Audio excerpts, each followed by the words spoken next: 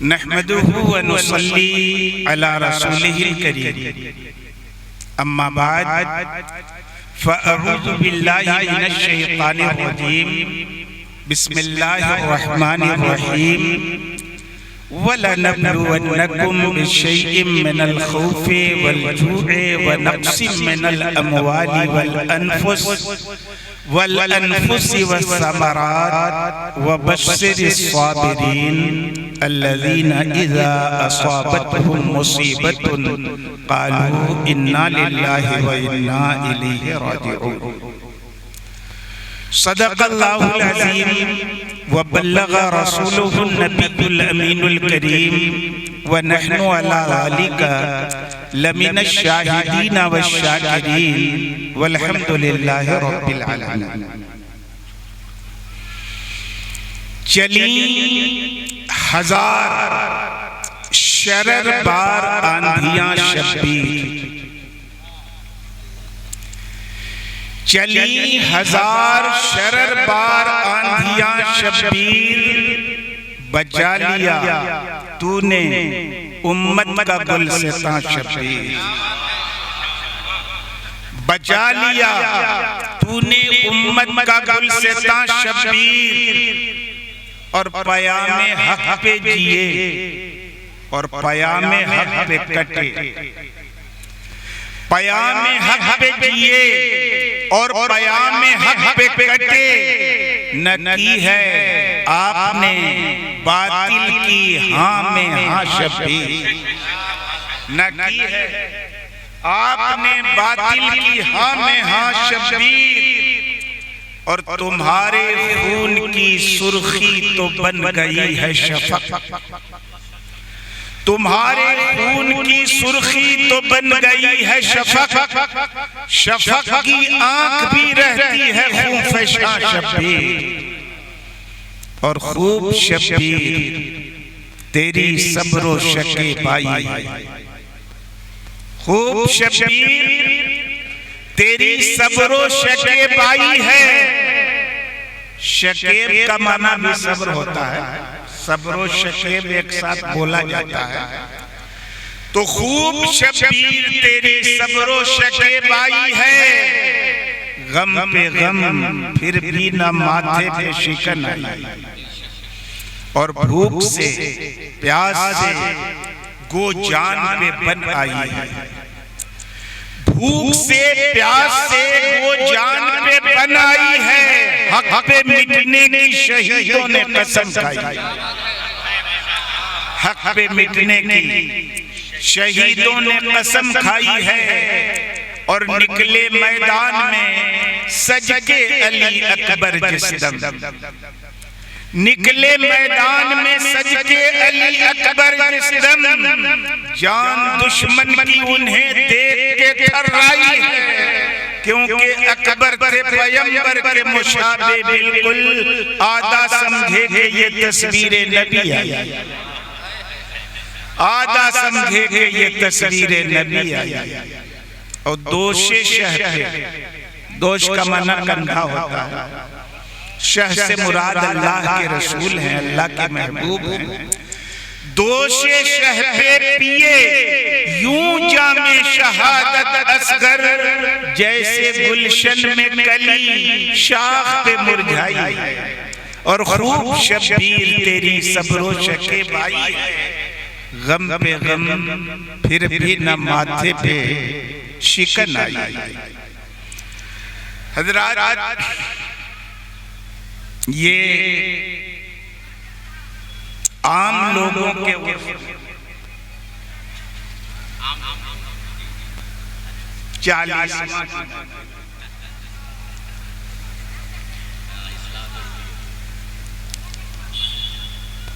कहा जाता है, तो लोग भी कह देते हैं।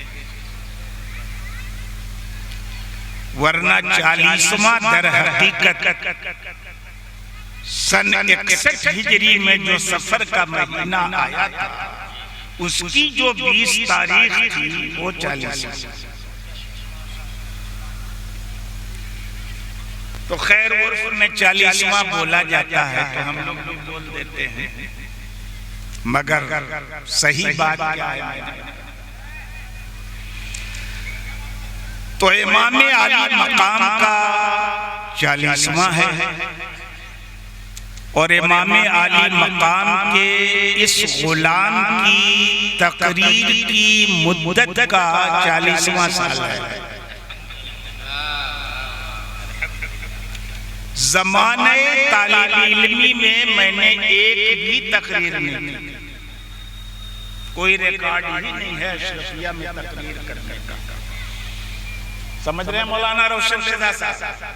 हालांकि वहां अंजुमन अशरफी दारुल मुताला का मैं सिगरेट पी रहा, लेकिन इसके बावजूद बज़्म में तलबा से तकरीरें तो करवाई, खुद नहीं की। जब फरागत हो गई तो 1979 से मैंने तकरीर शुरू की और 21 तक चल रही है। अल्लाह जाने कब तक चलेगी और कब तक मेरा 40वें का नंबर आ रहा है।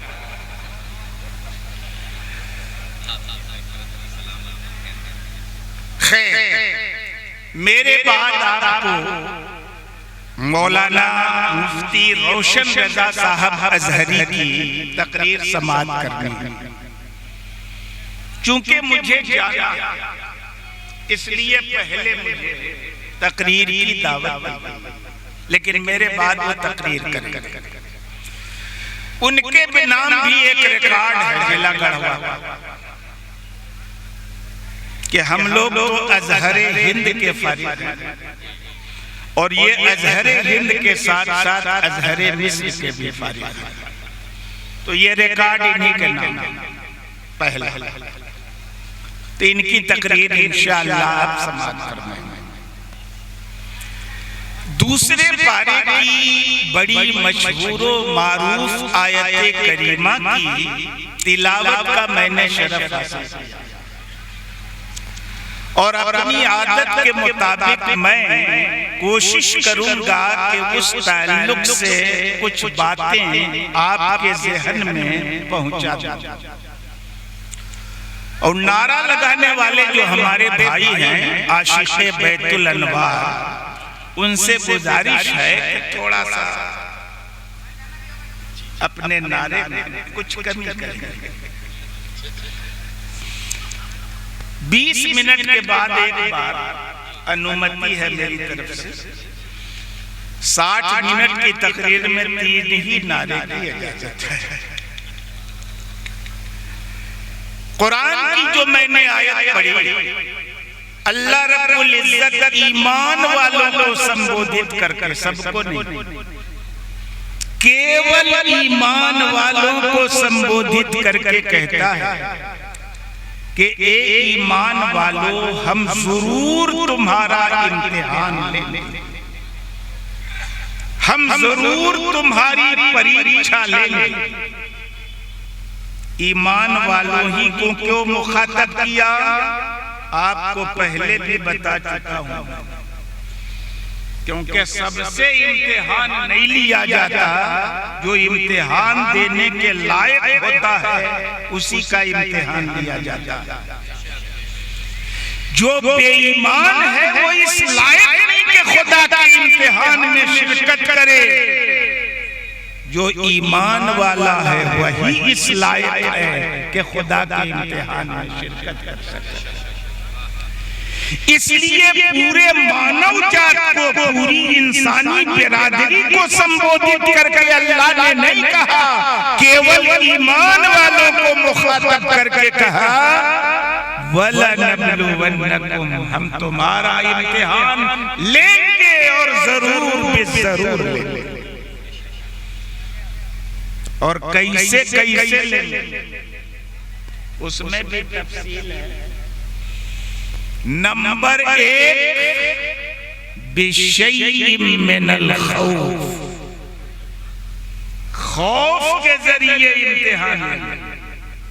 तो पहली चीज क्या है? खौफ। किसका? हुकूमत का, इक़्तिदार का, दुश्मनों का। इमाम शाफी रहमतुल्लाह अलैह फरमाते हैं नहीं, अल्लाह का। खौफ से हम इम्तिहान लेंगे, तुम्हारे दिल में अपना खौफ डालेंगे और खौफ डाल के तुम्हारी परीक्षा लेंगे कि तुम सफल होते हो या असफल। अल्लाह बंदों के दिलों में खौफ क्यों डालता है? ताकि गुस्से के अजाब से डर के आप गुनाह छोड़ दें, खुदा की नाफरमानी छोड़ दें, रसूल की नाफरमानी छोड़ दें, बदज़बानी छोड़ दें, फिस्को फुजूर छोड़ दें। इसलिए न खौफ डालता है। नमाज जो नहीं पढ़ते हैं लोग, उनके बारे में कुछ है क्या? कुरान हदीस में नहीं है। आप लोग मत बतियाइए, तो फिर हमें ना बात करना है। हम तकरीर थोड़ी करते हैं, बात करते हैं। तो आप लोग बात मत करिए, हम बात करते हैं। खौफ डाला अल्लाह ने किस चीज का? अपना खौफ डाला। बहुत सारे मामलात में नाफरमानी करेंगे तो सजा मिलेगी, जहन्नम की सजा मिलेगी। नमाज जो नहीं पढ़ता उसकी बात तो छोड़िए, नमाज जो टाइम की पाबंदी से नहीं पढ़ता है लेकिन कज़ा हो जाती है, अदा कर लेता, उसके बारे में कुरान कहता है फ़वैलुल लिल मुसल्लीन अल्लज़ीना हुम अन सलातिहिम साहून। उन नमाजियों के लिए जहन्नम की दर्दनाक वादी है जो अपनी नमाज से गाफिल हैं, समय देखते रहते हैं नमाज पढ़ने के लिए। जोहर की नमाज का वक्त हो गया, अरे अभी टाइम है पढ़ लेंगे, अभी टाइम है पढ़ लेंगे, और इसी में वक्त गुजर गया, असर का वक्त आ गया तो कज़ा कर। अल्लाह फरमाता है जो वक्त गुजार के नमाज अदा भी कर लेता है उसके लिए जहन्नम की दर्दनाक वादी, और जो सिरे से नमाज़े पंजगाना पढ़ता ही नहीं तब उसके लिए कौन वादी होगी? कौन वादी होगी? ये खौफ अल्लाह क्यों दिलाता है? आपका इम्तिहान लेता है कि इतना खौफ दिलाने के बाद भी तुम नमाज की पाबंदी करते हो। और कैसे इम्तिहान लेता है ज्यादा तफसील में नहीं जा सकता मैं। बेशय्यिन मिनल खौफ वल जू, भूख से इम्तिहान लेता है। क्या मतलब? खाने पीने का सामान आपका खत्म हो गया, कहत साली हो गई, सूखा पड़ गया, अकाल घोषित हो गया, ऐसे इम्तिहान लेते। इमाम शाफी फरमाते नहीं, यहाँ भूख से मुराद रमजान के रोजे हैं। भूख से मुराद क्या? रमजान के रोजे हैं कि पूरा रमजान एक महीना सुबह साजिद से लेकर आफताब डूबने तक खाने पीने से बचना है, भूखा भी रहना है, प्यासा भी रहना है। और बीवी वाले हो तो अपनी पत्नी से शारीरिक संबंध भी स्थापित, वो भी मना, इसी का नाम ना रोजा है। इसके जरिए इम्तिहान लेता है, भूख के जरिए कि तुम महज खुदा के हुक्म की तामील के लिए भूख के इम्तिहान में सफल होते हो कि नहीं। दो बातें हो गई। तीसरी बात, वनक़सिम मिनल अमवाल, माल घटा के तुम्हारा इम्तिहान लेता है। क्या मुराद है? तिजारत में घाटा हो जाता है, आपकी बिजनेस लॉस में चली जाती है, ये मतलब है माल घटाने का। सैयदना इमाम शाफी फरमाते नहीं, इससे मुराद ज़कात,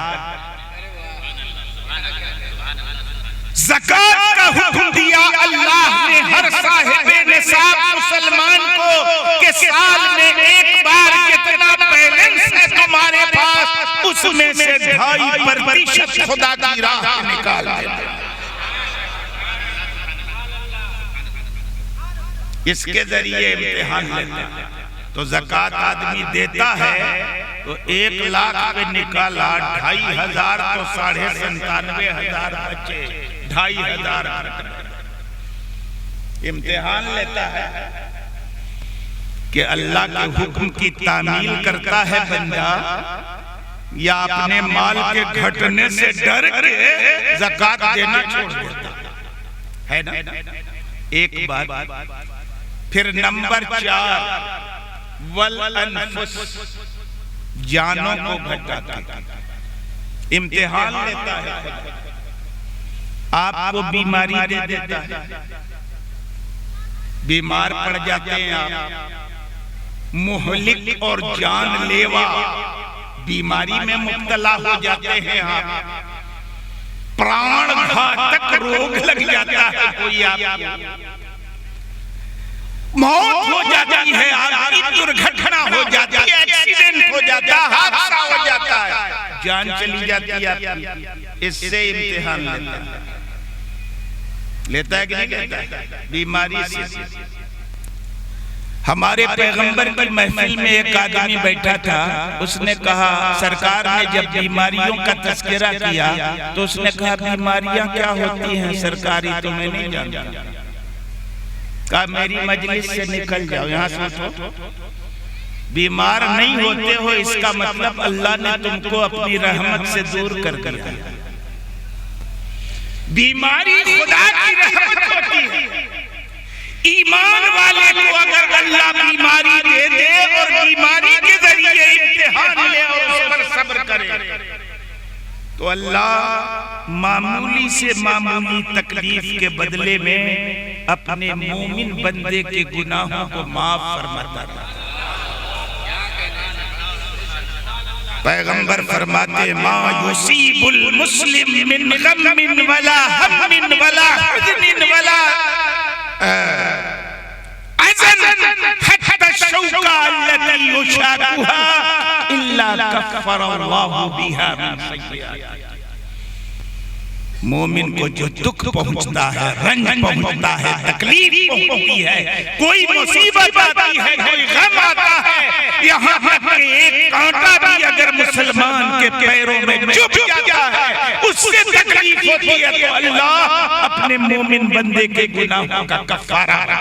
सुभान अल्लाह, सुभान अल्लाह। नारे तकबीर, नारे रिसालत।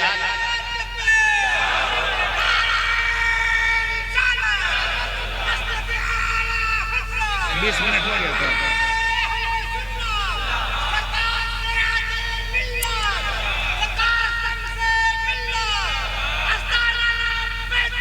जिंदाबाद जिंदाबाद जिंदाबाद अल्लाह।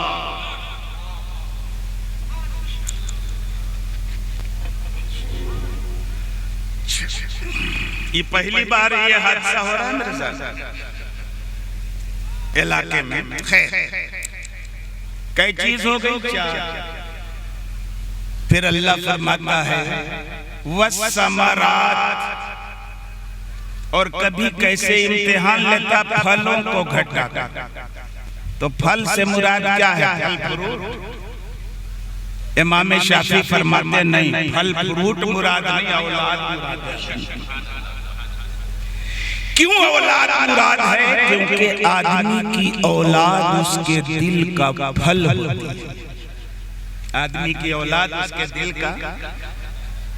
बचपन में मौत दे देता है अल्लाह किसी के अजीज बच्चे को, खुदा ना करे किसी के साथ ऐसा हादसा हो, लेकिन मौत दे देता है बच्चे, और इम्तिहान लेता है कि बंदा बेसब्री का मुजाहरा करके अपने अजर को बर्बाद कर देता है कि इस पर सब्र करके अपनी शफाअत का सबब बना देता है बेटे। वो नाबालिग बेटा जन्नत में तब तक जाएगा नहीं जब तक कि अपने माँ बाप को साथ लेके नहीं, है कि नहीं? शफाअत करेगा खुदा की बारगाह। तो इन चीजों के जरिए अल्लाह अपने मोमिन बंदों का इम्तिहान लेता है, सबका नहीं। दूसरे भी बीमार पड़ते उनको क्या अजर मिलेगा? कुछ नहीं। ईमान नहीं है तो कोई अजर नहीं, ईमान नहीं है तो किसी अमल का अल्लाह के यहाँ कोई अजर नहीं। बेईमान चाहे शिविर लगा दे दवा इलाज के लिए, कैंप लगा ले, कंबल बांटे, खाना खिलाए, लंगर चलाए, दुनिया में बदला मिलेगा उसका, आखिरत में कुछ बदला नहीं। आखिरत के सारे बदले देखिए मौलाना सिराज साहब की, मौलाना सिराजुद्दीन हमीदी साहब, हमारे गांव का मदरसा यही समाज है। तो क्या मैं अर्ज कर रहा था कि इम्तिहान लेता है, उनका कोई फासिल नहीं। जितनी नेकियां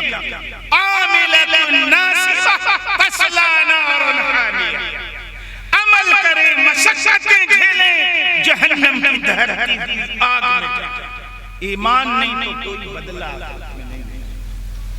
सारे अजर जो है, सारा सवाब ईमान मुनहसर है कि नहीं?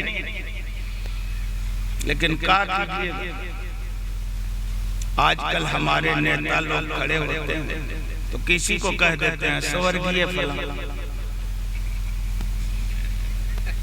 कह देते हैं। सुना है हमने अच्छे अच्छे लोग स्वर्गीय फलां, उनको मालूम ही नहीं है कि जन्नत हमारे बाप हजरत आदम की मीरास है जो अहले ईमान को मिलेगी, बेईमान को नहीं मिलेगी।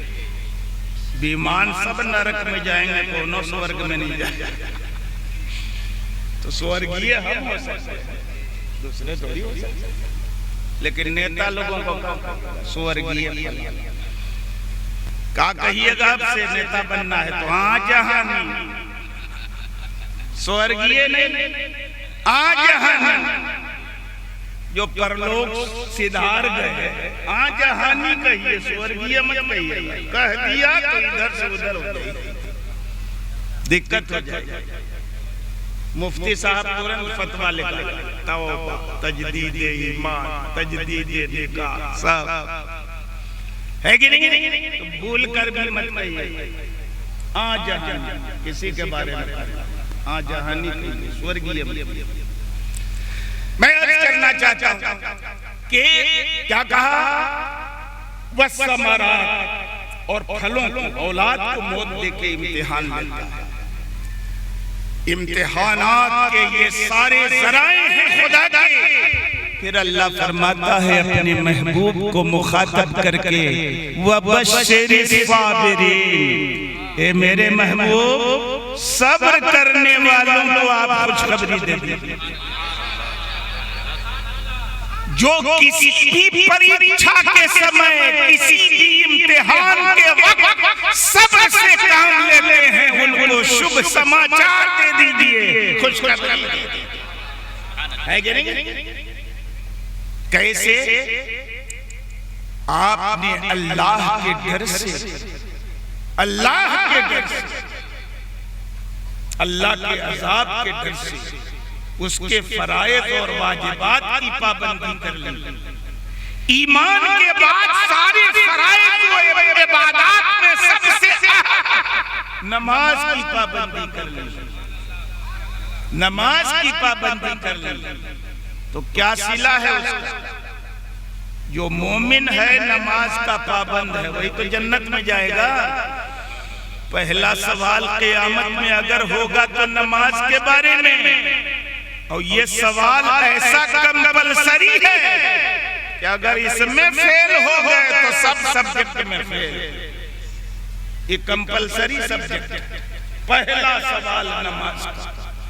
इस इम्तिहान में फेल हो गए तो सब में फेल। अव्वली पुरशुशे नमाज, रोजे महशर के जागुदाज, अव्वली पुरशुशे नमाज। जिस दिन जान पिघलेगी नमक की तरह, उस दिन खुदा की तरफ से अगर बंदों से पहला प्रश्न होगा तो नमाज की अदायगी। और इसमें सफल हो गए तो खाली जन्नत मिलेगी।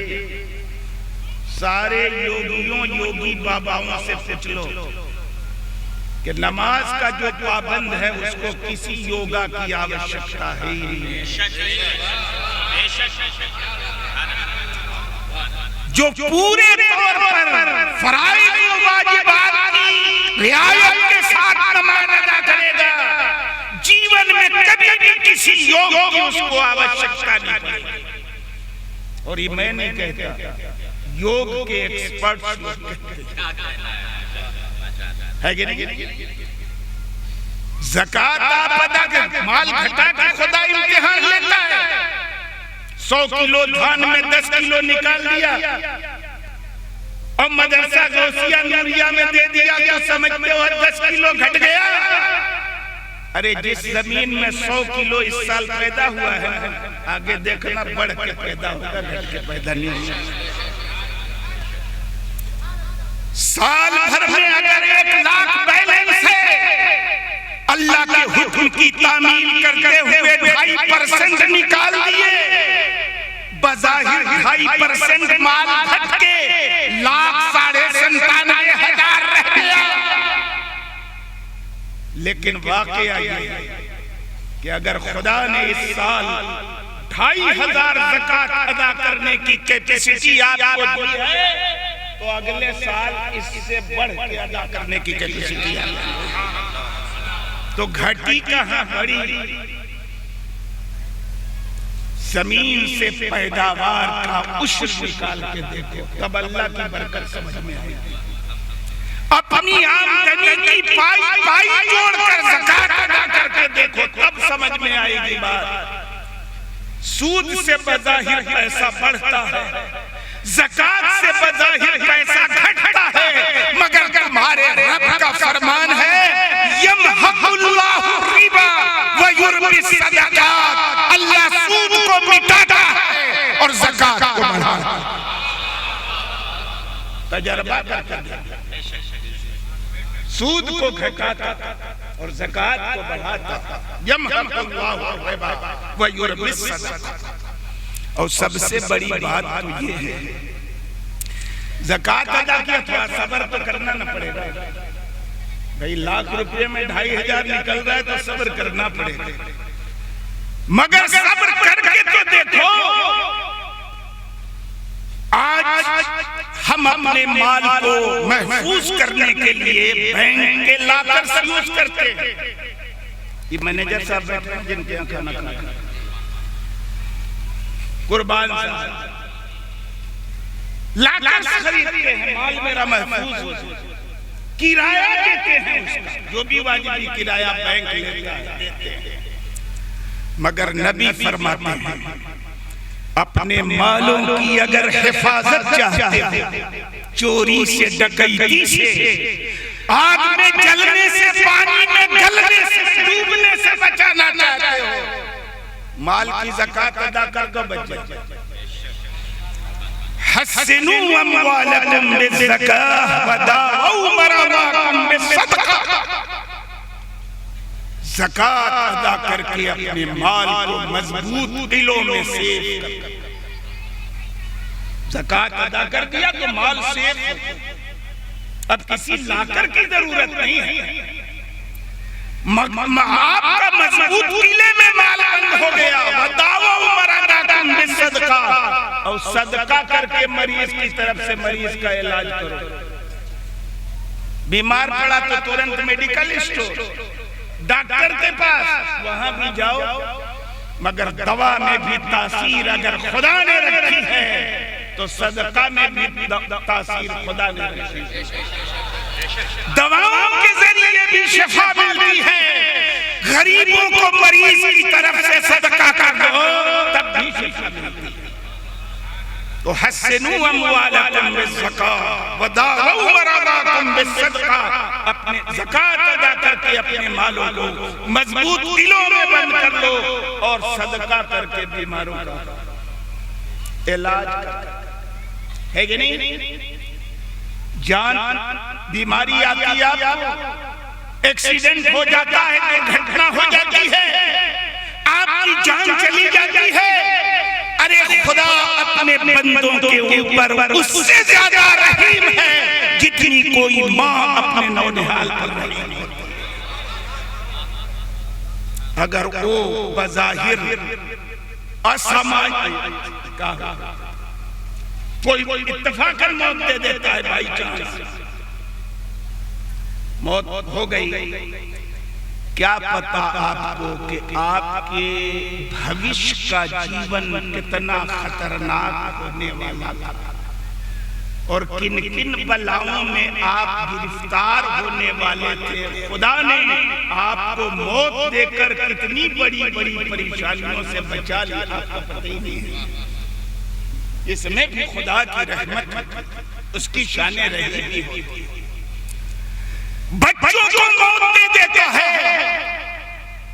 जब किसी मुसलमान के घर में किसी बच्चे का इंतकाल होता है अल्लाह की मर्जी से, तो खुदा फरिश्तों से पूछता है। क्या पूछता है? उसको पूछने की आवश्यकता नहीं, वो तो सारी बातों को जानता है बिना पूछे बिना बताए, है कि नहीं? है उसको पूछने की आवश्यकता, लेकिन पूछता इसलिए है ताकि बंदों को ठीक से समझ में आ जाए। फरिश्तों से पूछता है। जब किसी बच्चे का इंतकाल होता है तो फरिश्तों से पूछता है, अक़बज़्तुम वलद अब्दी, फरिश्तों मेरे बंदे के बच्चे की रूह तुम लोगों ने कब्ज कर, हालांकि वो खूब जानता है, कब्ज कर लिया। फरिश्ते कहते हैं नाम मौला, हमने उसकी रूह कब्ज कर ली।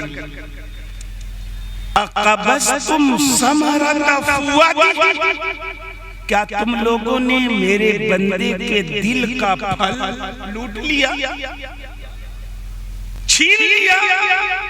फरिश्ते कहते हैं हाँ खुदा, हम लोगों ने उसके दिल का फल छीन लिया। फिर अल्लाह पूछता है कि जब तुम लोगों ने मेरे बंदे के बच्चे की रूह कब्ज कर ली तो मेरे बंदे ने क्या कहा? अब देखिए इम्तिहान, कौन सफल होता है कौन असफल होता है। अब आजकल ये हालत का मामला, अगर किसी इकलौती औलाद का इंतकाल हो जाए तो शौहर भले कुछ न करे, मगर औरतें हमारी क्या क्या कह देती हैं और कहां से कहां पहुंच जाती हैं, मैं उसका जिक्र नहीं करना चाहता। अल्लाह ने पूछा फरिश्तों क्या कहा मेरे बंदे ने? तो फरिश्ते कहते हैं ए मेरे खुदा, हमें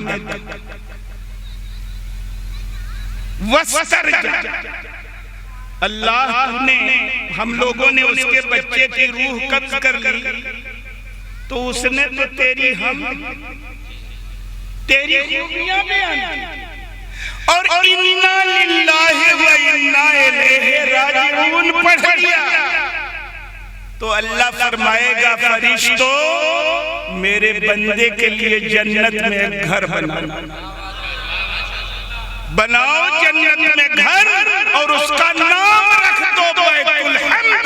ये उस आदमी के लिए जिस बच्चे का इंतकाल हो जाए और इंतकाल पर बेसब्री न करे, सब्र का मुजाहरा करते हुए अल्लाह की हम्द करे, अल्लाह का शुक्र बजा लाए। इन्ना लिल्लाहि व इन्ना इलैहि राजिऊन। बना दो घर, जन्नत में घर बना दो, उसका नाम बैतुल हम्द। तो फरिश्ते बना देते। तो अल्लाह के इम्तिहान में जो कामयाब होता है तो क्या है?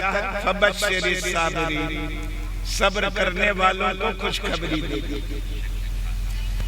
हमारे इमाम आली मकाम पर इम्तिहान की कितनी मंजिलें आई, कोई ऐसा जरिया नहीं बचा जिस जरिए से अल्लाह ने हमारे इमाम हुसैन का इम्तिहान लिया। लेकिन इम्तिहान की हर कठिन घड़ी में इमाम आली मकाम ने सब्र का मुजाहरा किया कि कहीं बेसब्री की, कहीं बेसब्री की। अली अकबर जैसे कड़ियल जवान का जनाजा जब सामने आया तो इमाम के माथे पे बल नहीं आया। अल्लाह की हम्द की, अल्लाह का शुक्र बजा लाया कि मेरे जवान बेटे की कुर्बानी राह खुदा ने कबूल फरमाया। अली असगरे शीरखार का जनाजा आया, तब भी इमाम आली मकाम ने सब्र का मुजाहरा। ये हैरतनाक बात है कि हमारा इमाम तो मुश्किल घड़ी में सब्र करता है और उनका गुलाम कहने वाले मुहर्रम में सीना या इमाम ने सब्र किया है, आप सीना पीट रहे हो। अगर सच्चे गुलाम हो तो हर मुसीबत पर इमाम की तरह सब्र करो और गुलाम की तरह इमाम की रविश पर चलो, सब्र करो। इस्लाम मातम करने की अनुमति नहीं देता, सीना पीटने की अनुमति नहीं देता, बड़ी से बड़ी मुसीबत पर बेसब्री का मुजाहरा करने की अनुमति नहीं देता। वो तो सब्र की बात करता है। सब्र से मदद तलब करो, नमाज से मदद तलब करो, ये कहता है कुरान कि मुसीबत याद करके सीना पीटो, ये नहीं कहता है कुरान। हमारे यहाँ भी बचपन में बहुत दौड़ भाग उछल कूद करते थे। भाई अब क्या हाल है अभी लोग जानेंगे, तो हम तो अब ज्यादा आ नहीं पाते हैं, लेकिन इतना उछल कूद करते थे, एकदम प्यास से जापलक हो जाते थे, माता से जैसी फारी हुआ खड़े खड़े खड़ा है कि नहीं। हमारे गांव का एक वाकया है, मातम किया जम, प्यास लगी, गर्मी का जमाना था और देहात में पहले घड़ा रखने के लिए घिड़सिर कहते थे। घिड़सिर है ना, हाँ घिड़सिर। तो घिड़सिर वो बरामदे में रखा, घिड़सिर बना हुआ था, उस पे घड़ा रखा था, इत्तेफाक से पानी नहीं। मातम करने के बाद जब घड़ा में देखा पानी नहीं है तो गुस्से में घड़ा को पटक दिया और बीवी को डंडे डंडा। ये मेरे सामने की बात है, बचपन की बात है, याद आया। नाम नहीं लेंगे कीमत हो जाएगी ना, वरना नाम भी याद है। झूठ मूठ का काम किया। मातम की तालीम हमारे इमाम ने नहीं दी है, हमारे इस्लाम ने नहीं दी है। मुसीबतों पर सब्र करने का सबक इस्लाम ने सिखाया है, इमाम हुसैन ने सिखाया है। तो हम भी क्या करेंगे, मातम करेंगे कि सब्र करेंगे? मातम करना उन लोगों का काम है जिन लोगों ने इमाम आली मकाम को मक्का मुकर्रमा से कूफा बुला के धोखा दिया। उधर से कहा आइए जान हाजिर माल हाजिर, मेरी तलवारें आपके खिलाफ खड़े होने वालों की उठेंगी। मगर इमाम आली मकाम अभी रास्ते ही में है कि कूफियों ने बेवफाई कर और सब यजीद के साथ, जिन लोगों ने बुलाया वही मुकाबले में खड़े हो, तो उनको तो अधिकार है सीना पीटने का, क्योंकि इमाम आली मकाम की शहादत के वो जिम्मेदार, उनके खानवादे की शहादत के वो जिम्मेदार। वो सीना पीटे पीटते रहे, क़यामत में भी पीटेंगे और पीटे जाएंगे, है कि नहीं है? हम हैं सुन्नी मुसलमान, सैयदुल साबिरीन के गुलाम। हम किसी मुसीबत पे सब्र नहीं, बेसब्री नहीं करते, सब्र का मुजाहरा। अच्छा एक बात बताइए, सब्र जानते हैं आप लोग किसको कहते हैं? सब्र किसको कहते हैं? सब्र मजबूरी को कहते हैं। मजबूरी का नाम सब्र नहीं है, उस सब्र का नाम मजबूरी। एक पहलवान आदमी एक दुबले पतले आदमी को एक थप्पड़ मार, समझ में आ रही बात? तो क्या करे? चुपचाप रहेगा क्योंकि अगर जरा सा भी इधर उधर किया तो दूसरे हाथ में तो कब्रिस्तान में पहुंचा देगा। तो क्या करेगा बेचारा? सब्र नहीं करेगा, मजबूरी है, सब्र करेगा ही। इसको सब्र करते नहीं, मजबूरी करते, ये सब्र नहीं है, मजबूरी।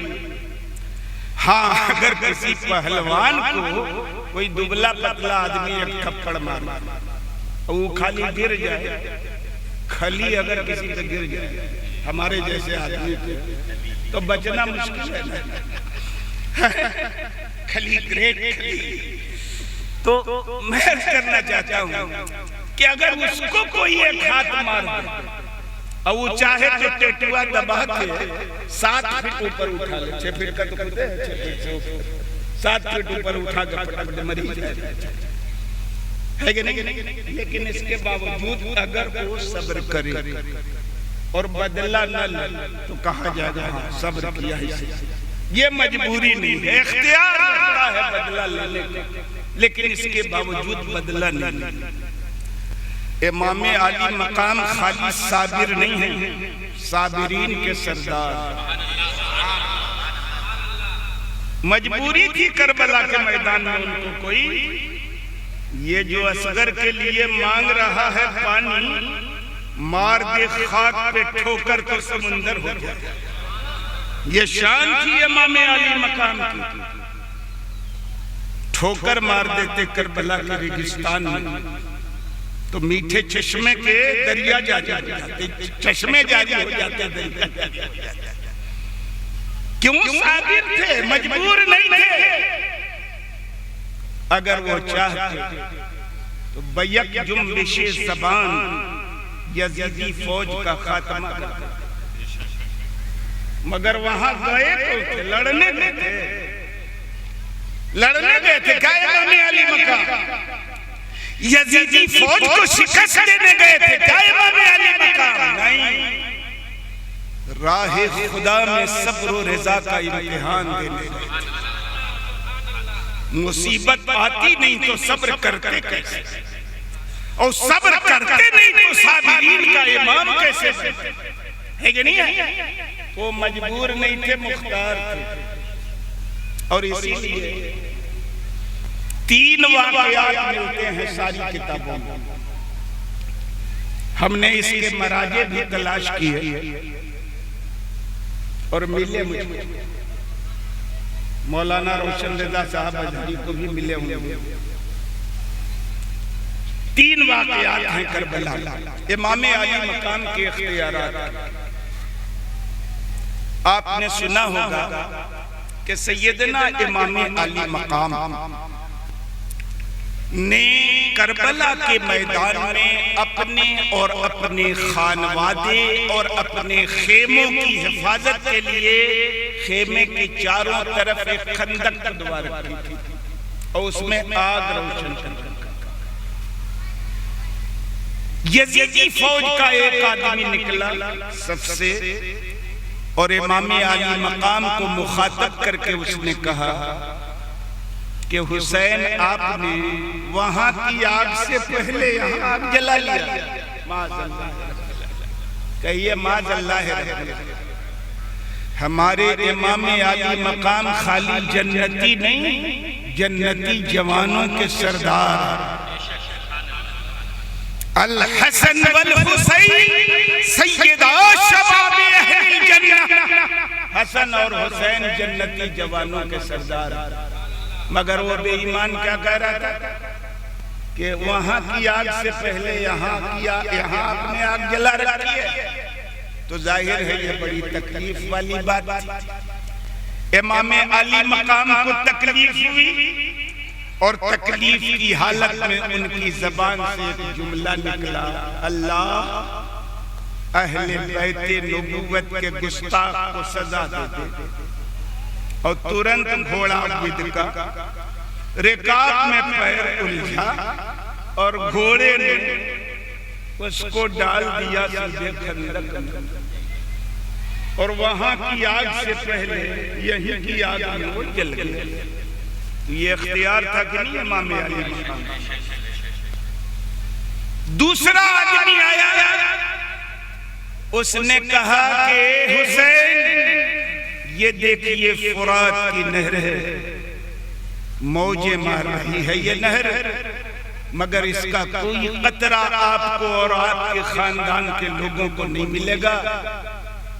इमाम आली मकाम ने जब ये जुमला सुना तो फरमाया अल्लाहुम्मा अमितहु अतशाना, ए अल्लाह इस गुस्ताख को, इस आदमी को प्यासा मान, प्यासा मान। उसका भी घोड़ा बिदका, घोड़े से गिरा, आगे घोड़ा पीछे ये करबला की तपती हुई रेत, उसकी धूप, तुरंत प्यास लगी। पानी पिलाते थे उसके साथी, मगर हल्क के नीचे नहीं उतरता था और प्यास की शिद्दत से वो दम तोड़ दिया उसने। एक जुम्बिशे ज़बान का कमाल था। एक और आदमी आया, कहा कि हुसैन आपको नबी से क्या निस्बत? ये तो और बड़ी बात थी। इमाम आली मकाम ने उसके खिलाफ भी बद्दुआ की, अल्लाह इसको जलील कर दे, तो रुसवा कर दे। उसको तुरंत रफ़े हाजत की जरूरत पड़ी और गया वो रफ़े हाजत के लिए, जिसको आप लोग कहते मैदान में, तुरंत मैदान गया। वहां पहले से एक काला बिच्छू उसकी प्रतीक्षा में बैठा था। जैसे ही सतर खोल के बैठा वैसे ही उसने मारा। जहर असरअंदाज हुआ। निजासत की हालत में तो था ही, उसी में लथपथ होके मर गया। तो साबिर उसे कहते हैं जो पूरा इख्तियार रखता है अपने विरोधी को करारा जवाब देने का, लेकिन इसके बावजूद वो अल्लाह की रज़ा पे राजी रहता है, अपने दुश्मन का जवाब नहीं देता, तो वो साबिर कहलाता है। तो इमाम आली मकाम क्या है? सैयदुस साबिरीन, सैयदुस साबिरीन। एक बात और अर्ज कर दूं आखिरी, ठीक है ना? पहले तो ये आलम था कि हमारे देहात के लोग बहुत कम बाहर निकलते थे। अब कोई गांव ऐसा नहीं है जहां के लोग बाहर निकलते। किसी की तिजारत है, किसी की बिजनेस है, किसी की ठेकेदारी है, किसी की सर्विस है, बहुत सारे काम से लोग बाहर रहते हैं। तो हमारे इलाके में तो अल्लाह का शुक्र है, आस्ताने आलिया कादरिया बैतुल अनवार का फैजान है कि कोई बदअकीदगी जल्दी सर उठाने नहीं पाती। शहर के लोग बिगड़ रहे हैं, मगर अल्हम्दुलिल्लाह हमारा देहात, यहाँ भी एक उठ रहा था लेकिन बैठा दिया गया उसको। हमारे इलाके में भी एक उठ रहा था, साल भर की कड़ी मेहनत के बाद उसको बिठाया मैंने। अब वो जिंदगी भर उठ नहीं सकता इंशाअल्लाह, अब जिंदगी भर नहीं उठ सकता। तो अल्लाह का फजल, आस्ताना बैतुल अनवार का करम है कि इस इलाके में सुन्नियत और खुश अकीदगी बरकरार। ये हो क्या रहा है? हुआ क्या? हल कर लेंगे, आप लोग बैठिए। जो वहां पे लोग भीड़ इकट्ठा किए हुए हैं वो सब लोग महफिल में आकर के बैठे हैं। मुफ्ती साहब की तकरीर आप हज़रात बगौर समाअत करें, संजीदगी के साथ समाअत करें। सभी लोग आकर महफिल में बैठे हैं। मैं जिम्मेदार लोगों से गुजारिश करूंगा कि वहां से भीड़ को हटाएं। जी बोलिए जरा सुभान। हमारे नौजवान जो बाहर रहते हैं तो एक से एक बहकाने वाले उनको मिलते हैं। तबलची बिरादरी के लोग, राफिजी बिरादरी के लोग, खारजी बिरादरी के लोग भी है कि नहीं? सहाबा को गाली देने वाले भी है कि नहीं? वो भी मिलते हैं। यजीद को अमीरुल मोमिनीन कहने वाले भी मिलते हैं, उसको रज़ी अल्लाह ताला अन्हु टाइटल देने वाले भी मिलते हैं। लोग जब बाहर जाते हैं तो तरह तरह के लोग मिलते हैं और गुमराह करना चाहते हैं। अल्लाह का शुक्र है कि इसके बावजूद अकीदा बचा हुआ है, लेकिन गुमराह हो सकते हैं। आप लोगों ने पीस टीवी का नाम सुना होगा, डॉक्टर जाकिर नायक उसके डायरेक्टर थे। सब ठीक ठाक चल रहा था, उनका बड़ी शोहरत थी, बड़ा जलवा था, लेकिन इमाम अली मकाम की करामत कि जैसे ही इमाम हुसैन की शान में उसने गुस्ताखी की, तुरंत उसका जवाल शुरू हुआ और नतीजा ये हुआ कि अपने मुल्क से बाहर चला गया, शरणार्थी की हैसियत से अपना जीवन व्यतीत कर। कहां पर? सिंगापुर। तो इमाम अली मकाम की शान में जब उसने गुस्ताखी जब तक नहीं की थी, विभिन्न धर्मों का तुलनात्मक अध्ययन करके जब तक वो इस्लाम के वर्चस्व को साबित करता रहा, कोई बात नहीं है कि नहीं। लेकिन जैसे ही उसने इमाम अली मकाम के बारे में कहा कि वो तो खिलाफत की लालच में गए थे, दीन की हिफाजत के लिए थोड़ी गए थे, तुरंत सवाल आया क्या? इमाम अली मकाम अल्लाह के महबूब के चहीते नवासे, उनसे मोहब्बत ईमान की अलामत है और उनसे अदावत बेईमानी की पहचान है कि नहीं। तो यजीद जिसके सर पे खानवादे रिसालत माब के खून का इल्जाम, यजीद पलीद, पहली सदी हिजरी में हजरत उमर इब्ने अब्दुल अजीज के दरबार में जिसने यजीद को अमीरुल मोमिनीन कह दिया, उसको चौराहे पे खड़ा करके 20 कोड़े मरवाए थे। यजीद जैसे कातिल को तुमने अमीरुल मोमिनीन कहा, 20 कोड़ा मरवाया। तो उमर इब्ने अब्दुल अजीज जैसे हाकिम होते अगर जाकिर नायक के दौर में, इसको भी वीटी स्टेशन पे 20 कोड़े मरवाते है कि नहीं। अरे अब वीटी नहीं रहा, सीएसटी हो गया। पहले विक्टोरिया टर्मिनल था, अब छत्रपति शिवाजी टर्मिनल, तो सीएसटी पे ले जाते उसको 20 कोड़े मरवाते। तो बहुत सारे लोगों की जबान से आप बाहर सुनेंगे कि अरे भाई ये सुन्नी लोग यजीद को पलीद कहते हैं, जहन्नमी कहते हैं। अल्लाह के रसूल ने तो यजीद के बारे में जन्नत और मग़फ़िरत की बशारत की है। वो कुस्तुनतुनिया की जंग में शरीक हुआ था, और जो कुस्तुनतुनिया की जंग में शरीक हो उसके लिए मग़फ़िरत की बशारत नबी ने दी। हो सकता है किसी से साबका पड़ जाए। तो मैं आखिरी बात आपसे अर्ज करूं, हमारे उलमा बराबर इसका रद्द करते रहे, आज भी हम रद्द करते हैं, लेकिन जानते हैं सवाल करने वाले थकते नहीं। जिस सवाल का जवाब 1000 बार हमारी तरफ से दे दिया जाए, वो सवाल फिर खड़ा कर लोगों को वर्गलाने के लिए। तो पहले हदीस सुनिए बुखारी शरीफ की एक, अल्लाह के मुकद्दस रसूल सल्लल्लाहु अलैहि वसल्लम ने इरशाद फरमाया, अव्वलु जैशिम मिन उम्मती यग़ज़ूना मदीनता कैसर मग़फ़ूरुन लहुम। मेरी उम्मत का पहला लश्कर जो कुस्तुनतुनिया पे हमला करेगा उसे बख्श दिया गया, मग़फ़ूरुन लहुम, उन्हें बख्श दिया गया। ये है बुखारी शरीफ की हदीस, जिस हदीस में कुस्तुनतुनिया का कोई तज़किरा है, कैसर के शहर की बात है, कुस्तुनतुनिया की बात ही नहीं है। पता नहीं किधर से ये कुस्तुनतुनिया निकल गया। अच्छा, कुस्तुनतुनिया जानते हैं आप लोग कहाँ है? नहीं जानते? अच्छा, तैयब उर्दुगान को जानते हैं? वो किस देश का?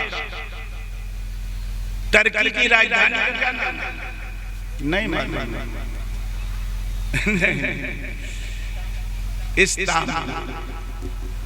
इस्तांबुल का पुराना नाम क्या था? कुस्तुनतुनिया। नया नाम क्या है? इस्तांबुल, जो आज टर्की की राजधानी है, तैयब उर्दुगान की राजधानी। इसके बारे में भी बहुत खुशफहमी का हम लोग शिकार हैं, मगर हमारी जमात में एक से एक भेष में गुमराह करने वाले मौजूद हैं, तो ज्यादा खुशफहमी का शिकार मत होइएगा। तो हमारे पैगंबर ने कहा कि जो हमारी उम्मत का जो पहला लश्कर ये कैसर के शहर पर हमला करेगा, उसकी मग़फ़िरत हो चुकी है। तो कैसर के शहर का मतलब कुस्तुनतुनिया नहीं तो होता, कोई भी शहर हो सकता है भाई। हिंदुस्तान का जितना शहर है अभी मोदी का शहर है कि नहीं? तो किसी मुल्क का जो प्रधान होता है, बादशाह होता है, हाकिम होता है, उसका तो सब शहर है। नबी ने कहा कि कैसर के शहर पे जो पहला लश्कर हमला करेगा, उसकी मग़फ़िरत हो चुकी है। तो कैसर के शहर पे पहला हमला कब हुआ? तारीख बताती है कि सन 8 हिजरी में अल्लाह के मुक़द्दस रसूल के जमाने में फतह मक्का के बाद पहला हमला कैसर के शहर पे हुआ, जिस गज़वे का नाम है गज़वे तबूक। तो जब नबी ने कैसर के शहर पर पहली बार हमला करने वाले लश्कर के लिए मग़फ़िरत की खुशखबरी दी है, तो इसमें शामिल कौन लोग होंगे? सन 8 हिजरी और यजीद पैदा हुआ है 25 हिजरी। थोड़ा सा इख्तिलाफ है, लेकिन ज्यादातर क्या 25 हिजरी। तो ये 17 साल बाद इस जंग के पैदा हुआ, उसको कुछ बेईमान एडवांस ले आया 17 साल पहले लश्कर में जाने है कि नहीं? तब इस लश्कर में नहीं है वो। अच्छा, अगर कैसर के शहर से मुराद कैसर की राजधानी ली जाए। अच्छा, कैसर जानते हैं आप लोग किसको कहते हैं? नहीं जानते होंगे भाई। इतिहास कितना पढ़ेंगे बच्चे? अब इतिहास पढ़ता कौन है? वो तो सब माइनस प्लस के पीछे, सब इंजीनियर। इतिहास कोई नहीं पढ़ता। तो पुराने जमाने में मिस्र के बादशाह को फिरौन, किब्तियों का जो बादशाह होता था फिरौन, और गैर किब्तियों का वो अजीज मिस्र। हबशा का जो बादशाह होता था नजाशी, ईरान का जो बादशाह होता था किसरा, यमन का जो बादशाह होता था वो तुब्बा, और रूम का जो बादशाह होता था उसको क्या कहते थे? कैसर। तो कैसर के शहर पे जो हमला करेगा, तो कैसर के शहर से मुराद अगर रूम की राजधानी हो, तो आज रूम की राजधानी कहाँ है? दिक्कत है ना। उस वक्त कहाँ थी? हिम्मस राजधानी थी, हिम्मस, जो सन 16 हिजरी में दौरे फारूकी में जिसकी फतह हुई। तो अगर कैसर की राजधानी पर हमला करने वाला पहला लश्कर हो, तो फारूक आजम के जमाने में जिसने हमला किया वो न मुराद होगा। यजीद तो उसके 9 साल बाद पैदा हुआ, कैसे मुराद हो सकता है? और अगर कैसर के शहर से मुराद खास कुस्तुनतुनिया और आज का इस्तांबुल हो, तो यजीद के बारे में जो रिवायत मिलती है कि उसने कुस्तुनतुनिया पे हमला किया, तो ये कब किया? या तो सन 49 में, या सन 50 में, या सन 52 में, या सन 55 में। ये 4 रिवायतें मिलती हैं। इन 4 लश्करों में से किसी एक लश्कर में यजीद पलीद शामिल था। और शामिल हो के वहां करता क्या था, ये तो तफसीली बात है। हो सकता है मौलाना रोशन रजा साहब छेड़ के बता दे आपको कि वहां करता क्या था जब जंग में गया था।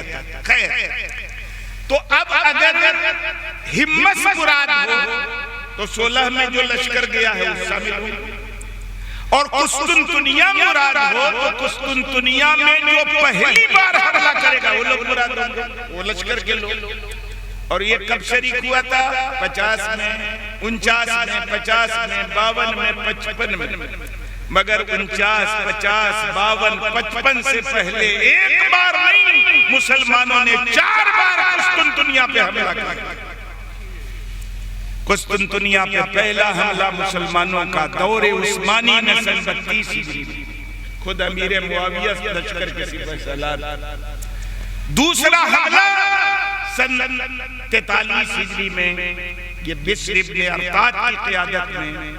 और तीसरा और चौथा हमला 43 और 46 हिजरी में हजरत अब्दुर्रहमान इब्न खालिद इब्न वलीद की क़ियादत में। तो 4 हमले इससे पहले हो चुके यजीद वलीद से। ये कैसे शामिल हो सकता है? जो नबी के नवासे का कातिल हो, नबी के हदीस के दामन में उसको पनाह मिल सकती है, कभी भी कभी नहीं मिल सकती है। यजीद पलीद इमाम आली मकाम का कातिल है, हकदार जहन्नम, हकदार नार। हम सुन्नियों में इख्तिलाफ अगर है तो सिर्फ इसका कि उसके काफिर कहा जाए कि न कहा जाए, मगर जालिम, फासिक, फाजिर होने में, बदकार होने में, खिलाफत के लिए नाअहल होने में किसी सुन्नी का इख्तिलाफ नहीं। सब कहते हैं कि वो पाक नहीं पलीद था, नूरी नहीं नारी था, मुस्तहिक के अज़ाब, बहुत बड़ा पापी है। आम मुसलमान के कातिल के बारे में कुरान में आया है कि सुन्नियों के तफसीर के मुताबिक कि एक अरसाए दराज तक जहन्नम में रहेगा अगर किसी ने किसी मुसलमान का खून नाहक कर दिया। तो थोड़े जमाने तक नहीं, खुलूद का लफ्ज आया है उसके लिए भी, जो काफिरों के लिए आया। मगर हमारा एतकाद कि बड़े से बड़े पाप और गुनाहे कबीरा की बुनियाद पर भी मुसलमान मुसलमाने रहता है, पापी हो सकता है, काफिर नहीं, जब तक कि उसे हलाल न समझे, है ना? मोमिन के कत्ल को हलाल न समझे तब तक काफिर नहीं, पापी हो। तो आम मुसलमान का कत्ल इतना बड़ा पाप है, तो नवासे रसूल का कत्ल कितना बड़ा पाप। अल्लाह रब्बुल इज्जत हम तमाम मुसलमानों को इमाम आली मकाम से मोहब्बत करने की तौफीक अता फरमाए। और इस मोहब्बत में इमाम आली मकाम ने जिस शरीयत की हिफाजत के लिए अपनी जान की कुर्बानी पेश की, उस शरीयत की हिफाजत की तौफीक अता फरमाए।